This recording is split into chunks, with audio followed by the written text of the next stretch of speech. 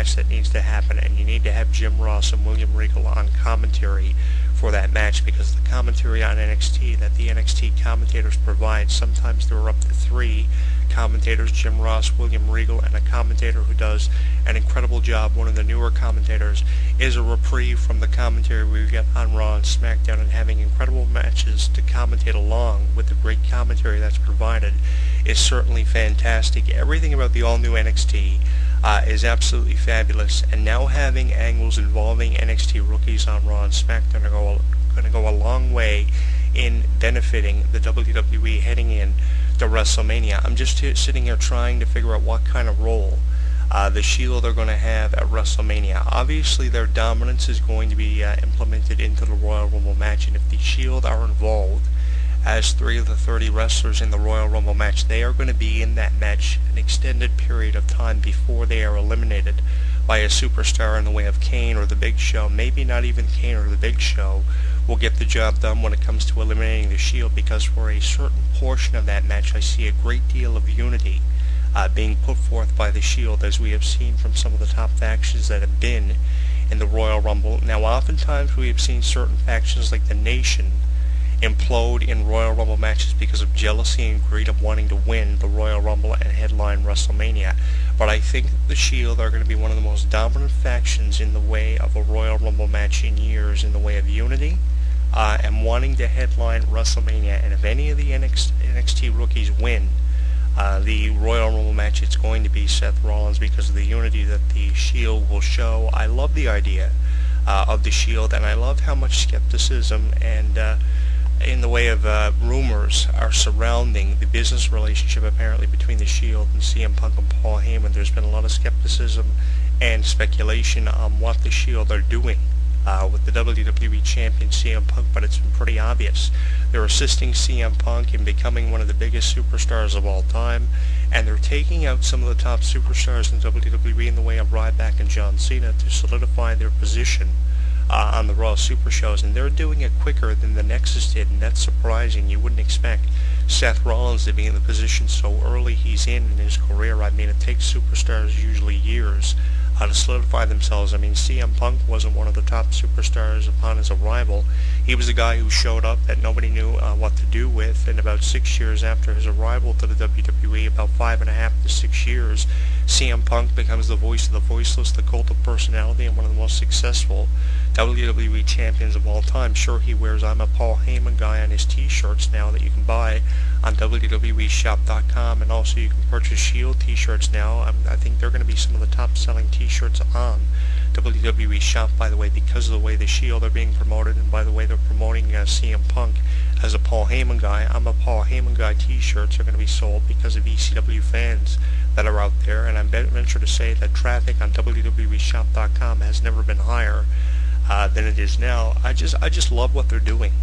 You know, everything about CM Punk, and especially the Shield, has been so unpredictable, and I hope they keep running with this idea leading in to WrestleMania. And with just a few weeks to go between now and the Royal Rumble, with matches like The Rock versus CM Punk and the Shield going to be involved in the Royal Rumble match, who's going to win the Royal Rumble match kind of up in the air now, with John Cena and Ryback scheduled to be in that match as well.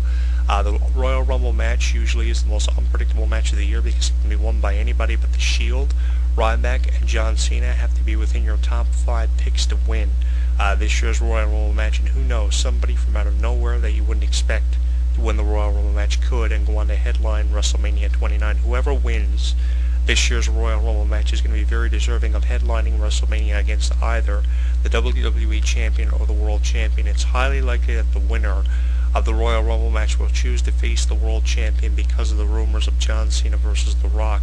But if I had to pick a winner for the Royal Rumble match next to the Shield are definitely within my top 5 picks to win the Royal Rumble, one of those 3, and more than likely that will be Seth Rollins.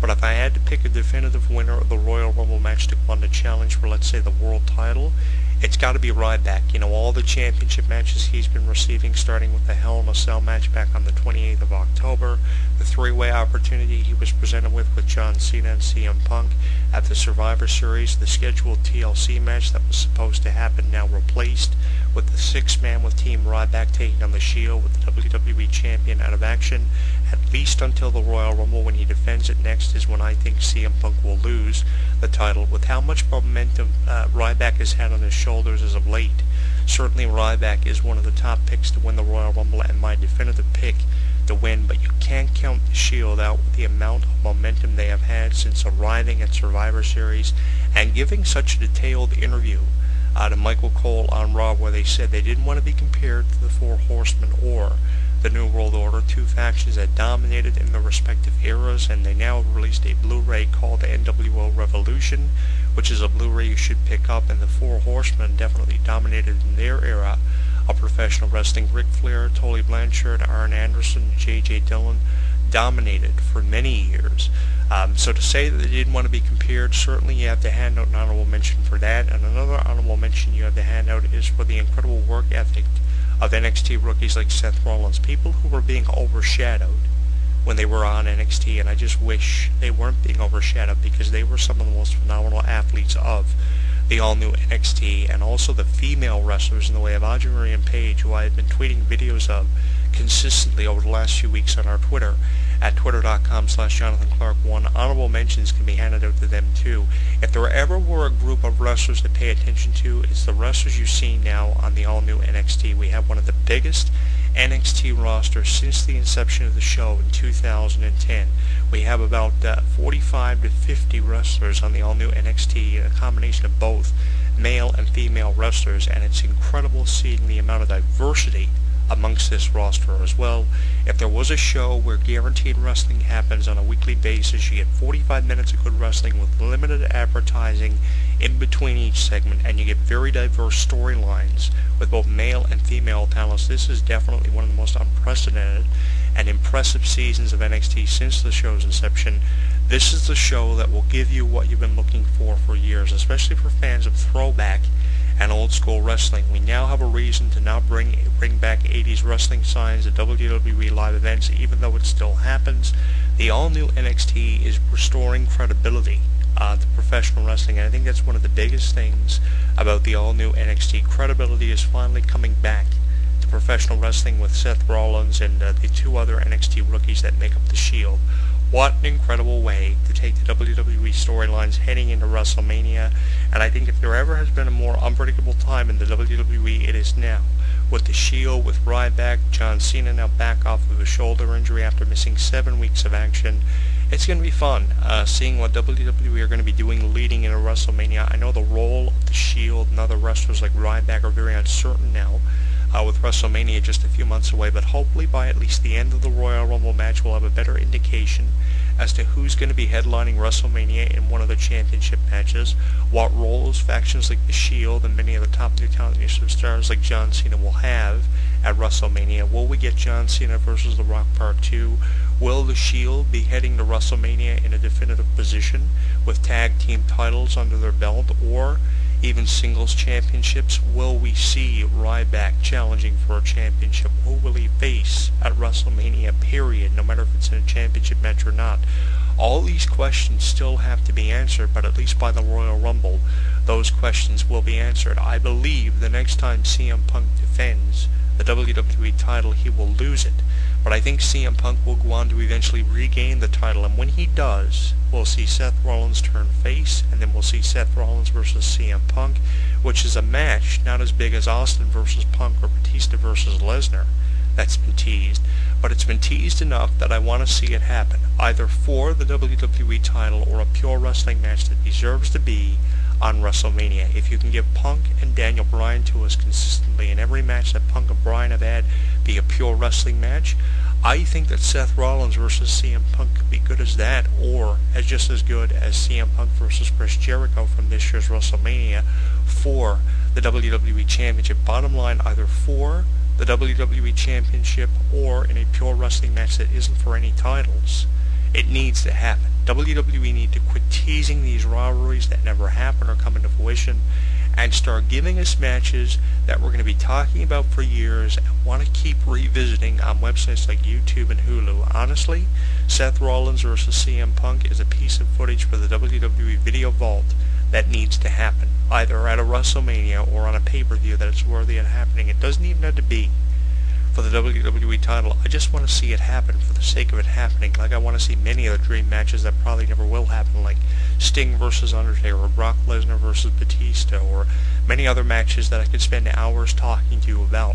It's just Seth Rollins and The Shield have been doing so great. They're very deserving of being in the position they're in. And in years to come, they're certainly going to be a force to be reckoned with. The Shield have made an impression since their arrival at Survivor Series, and they've been doing so ever since the interview from Michael Cole saying they didn't want to be compared to the New World Order or the Four Horsemen.